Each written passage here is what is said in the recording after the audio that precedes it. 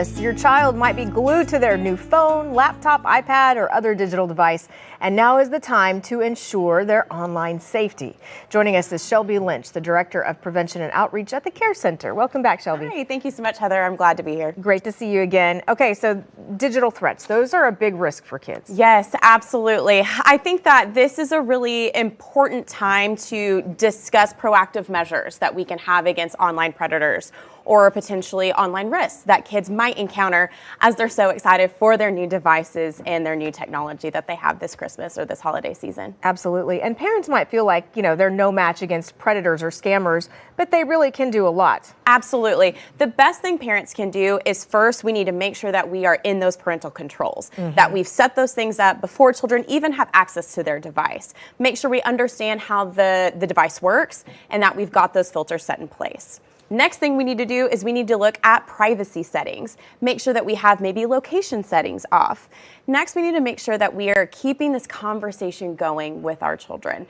I like to say that we need to have conversations about digital safety early and often. Talking about it once isn't going to do any good. We need to make sure we're having this conversation over and over again. It's also really important that we are modeling what we want our children to do with their devices. Maybe it's a good idea to set up no screen zones. It's a good idea to say, hey, we're not going to have phones or tablets or iPads at the dinner table.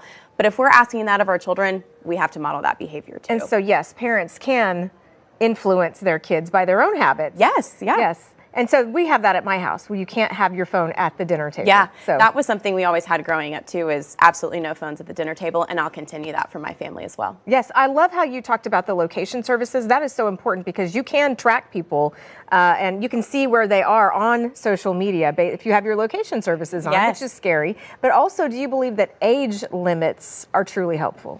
I think that they are. I think that technology needs to grow with children as they develop.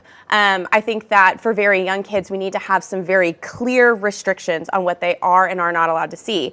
As they get older, they're going to start getting more responsibility. They deserve to have more responsibility.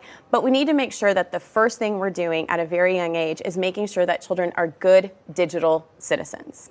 Because it's not going to do any good if we talk to them about all of these potential dangers, but they don't know what to do when they actually encounter it. Too little, too late, and it's so important. So if all safety measures fail and say your child is contacted by a predator, a scammer, what signs should you look for in your child that this is happening? Because kids aren't always forthright. Absolutely. What kids will do is they will actually minimize their screens very, very quickly because they don't want their caregiver to see what they have on their phone or on their iPad. They'll also become very withdrawn, very secretive. Sometimes their friend groups will change as well. We'll also see maybe unexplained gifts showing up at the house, or maybe they're playing a certain game and all of a sudden they have currency in that certain game that you didn't gift to them. Those are things that we can look for. And they don't want parents to see it because they don't want their phones taken away. Absolutely. They want to be able to keep playing. And is this something that you should call the police over? You can. I will be honest and say it's probably not going to result in any sort of substantiation.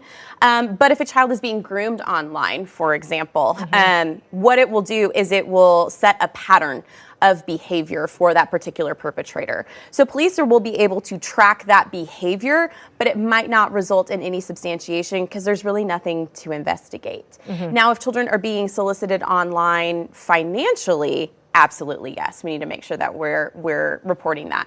Regardless, if you feel like your child is in danger, or you feel like your child is not safe, it's always important to report that. Yes, be a great watchdog for your kids. Shelby, thank you so much as always. Of course, thank you. We're happy you're here. And for more information about Oklahoma County's only Child Advocacy Center, go to carecenter-okc.org.